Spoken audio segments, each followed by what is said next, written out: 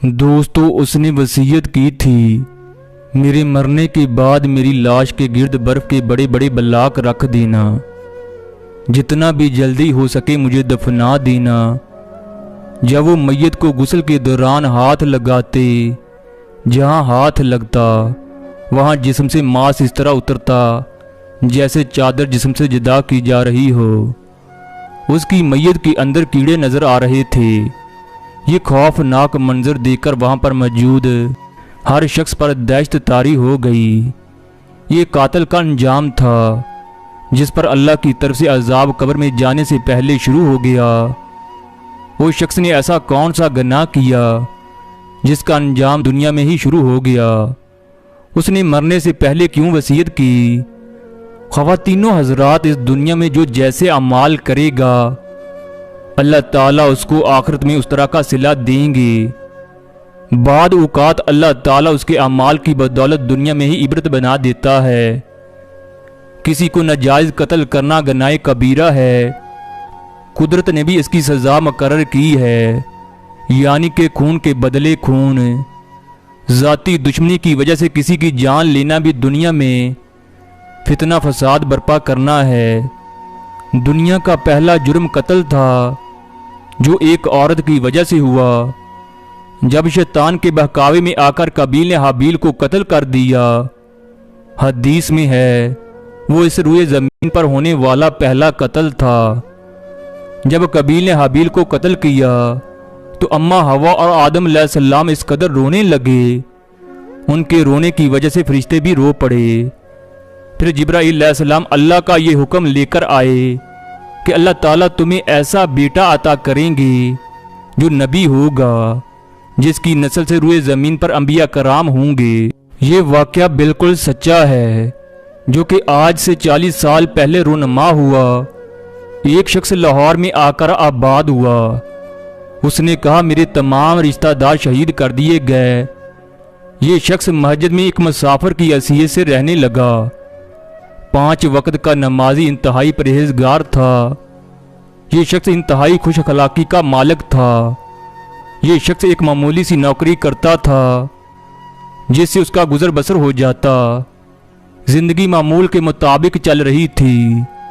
उस इलाके में रहते हुए उसे काफ़ी साल गुजर गए। उसने अपनी रहाइश के लिए एक मकान किराए पर ले लिया। बढ़ती हुई उम्र के साथ साथ वो बीमार रहने लगा। फिर उसकी मौत हो गई। उसकी मौत इंसान के रूंगटे खड़े कर देने के लिए काफ़ी थी। उस आदमी का इंतकाल हो गया। उसके दोस्तों ने उसकी तदफीन का इंतज़ाम कर दिया, लेकिन अचानक इमाम मस्जिद तशरीफ़ लाए और कहने लगे मुझे इस शख्स ने तदफीन के हवाले से वसीयत कर रखी थी, चनाचा चंद अमूर हैं जो करना होंगे। मरने वाली की वसीयत के मुताबिक बर्फ के बड़े बड़े बलाक मरने वाले के चारों तरफ रख दिए गए। इमाम साहब ने कहा मरने वाले ने वसीयत की थी जितना जल्दी हो सके उसकी तदफीन कर दी जाए। इमाम साहब कुछ परेशान दिखाई दे रहे थे, लिहाजा जल्दी से जल्दी गुस्ल देने के लिए एक शख्स को बुलाया गया। जब गुस्ल देने वाला गुस्ल के दौरान मैयत के जिस्म को हाथ लगाता तो वहां से जिस्म की खाल जुदा हो जाती। गुस्ल देने वाले को उसके जिस्म के अंदर कीड़े चलते दिखाई दे रहे थे। ये मंजर देखकर तमाम लोग परेशान थे। गुस्ल देने वाले ने गुस्ल का अमल वहीं रोक दिया। फिर इमाम मस्जिद कहने लगे वो शख्स ने अपने बारे में मुझे सही पेशनगोई की थी।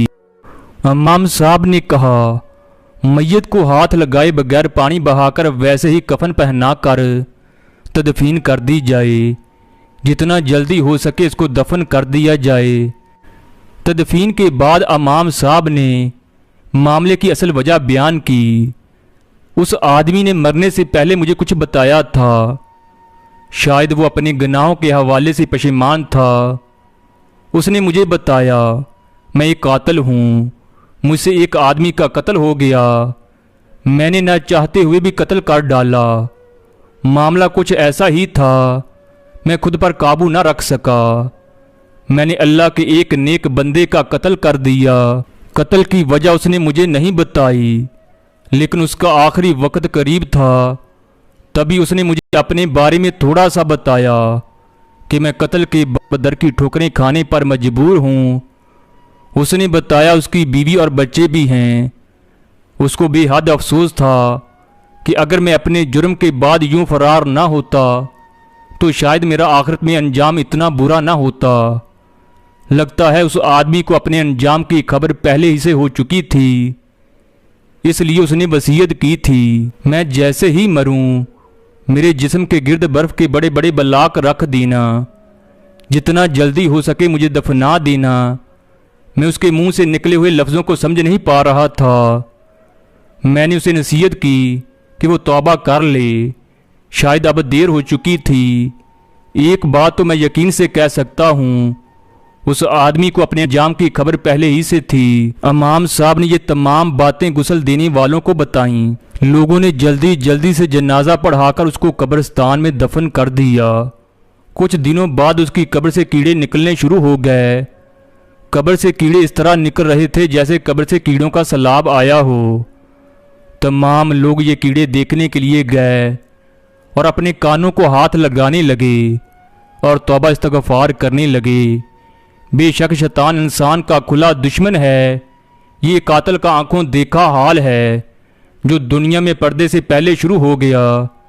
اللہ تعالیٰ اس آدمی کے حال پر رحم فرمائے۔ پتہ نہیں قبر میں اللہ تعالیٰ نے اس کے ساتھ کیا معاملہ کیا ہوگا۔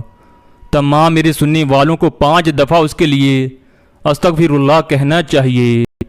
انسان خطا کا پتلا ہے، اللہ معاف کرنے والی ذات ہے۔ قتل کرنے والا انسان کبھی خوش نہیں رہ سکتا، اس کی زندگی اجیرن ہو جاتی ہے، اس کا خاندان در بدر کے دھکے کھانے پر مجبور ہو جاتا ہے۔ جس نے ایک انسان کی جان بچائی اس نے پوری انسانیت کی جان بچائی۔ جس نے ایک انسان کو قتل کیا اس نے پوری انسانیت کا قتل کیا۔